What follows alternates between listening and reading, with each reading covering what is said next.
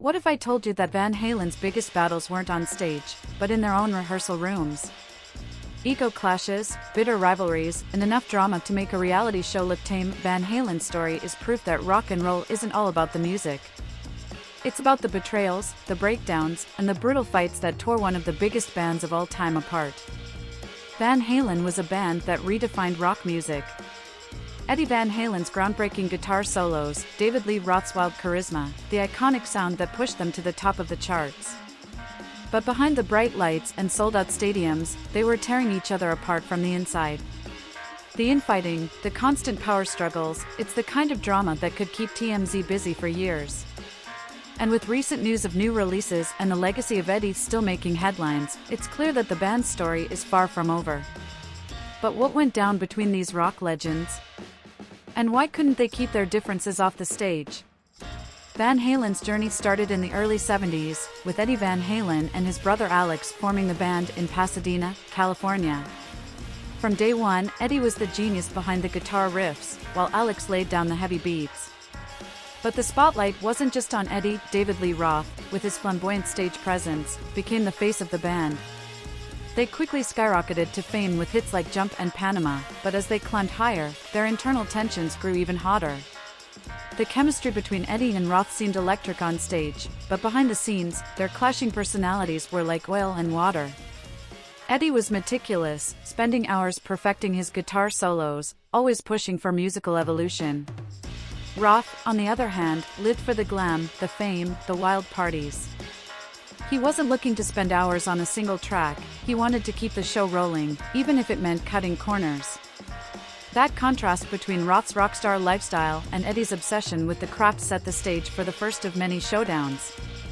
By the mid-80s, the tension hit a boiling point. Roth was tired of Eddie's increasingly controlling approach to the band's sound, while Eddie was fed up with Roth's ego and lack of commitment. In 1985, the bombshell finally dropped. David Lee Roth left Van Halen, walking out just when the band seemed unstoppable. But it wasn't a quiet exit. Roth went on a media spree, taking shots at Eddie every chance he got, saying he left to avoid being under Eddie's dictatorship. And Eddie? He didn't hold back either. He once told Rolling Stone that Roth only cared about himself, calling his exit a chance to finally escape the drama. But instead of putting out the fire, Roth's departure only made the flames burn hotter. Eddie wasted no time in replacing Roth with Sammy Hagar, a move that split Van Halen's fanbase down the middle. Hagar brought a new sound to the band, but the die-hard Roth fans never stopped wishing for a reunion.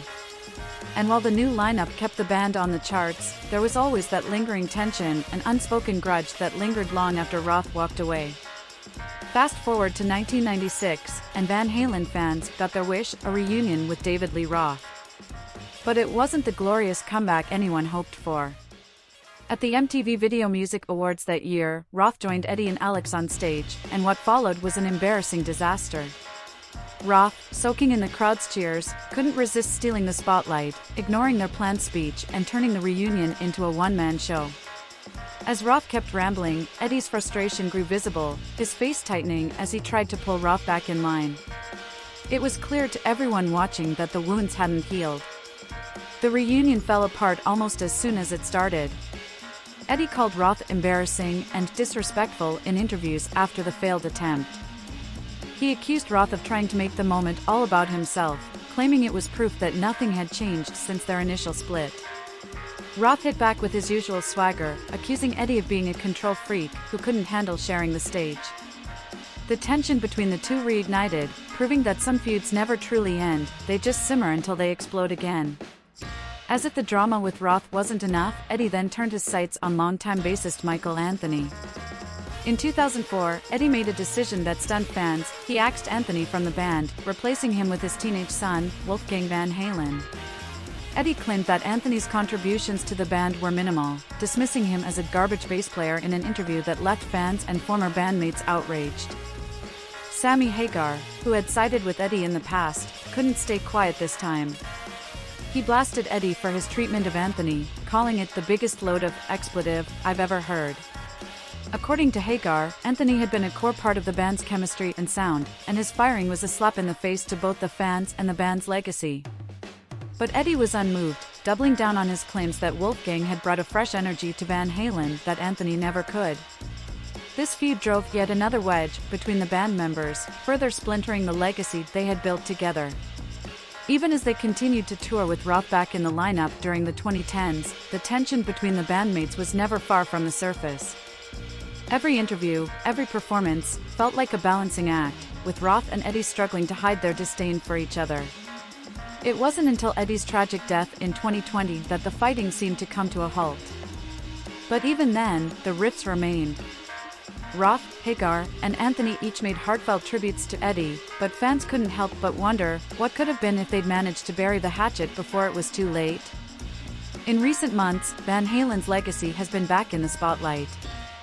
Wolfgang Van Halen, now a solo artist, has been outspoken about the challenges of carrying on his father's legacy while dealing with fans' expectations. He's made it clear that any hopes for another Van Halen reunion are off the table, calling the constant rumors insensitive and disrespectful to his father's memory. Wolfgang's comments have reignited discussions about the band's tumultuous past, bringing old wounds back into the public eye. It's a reminder that while the music may last forever, the scars left behind by these epic feuds are just as enduring. So, what does Van Halen's story teach us? It's a classic tale of how the pressures of fame, money, and creative differences can destroy even the tightest-knit groups. The band that once ruled the rock world was ultimately undone by their own egos and inability to compromise. Eddie and Roth's rivalry will forever be remembered as one of the most iconic and tragic splits in music history. And even now, as new stories about the band continue to emerge, one thing is clear: the battles they fought with each other were just as intense as the ones they fought to become rock legends. But if there's one thing that endures through all the drama, it's the music that brought them together in the first place. Despite the bitterness, despite the backstabbing, despite the lost years of grudges, Van Halen's legacy lives on in the riffs, the melodies, and the memories of a time when they were on top of the world. And maybe, just maybe, that's enough to overshadow even the ugliest parts of their story. If you want more untold stories from rock history, hit that subscribe button.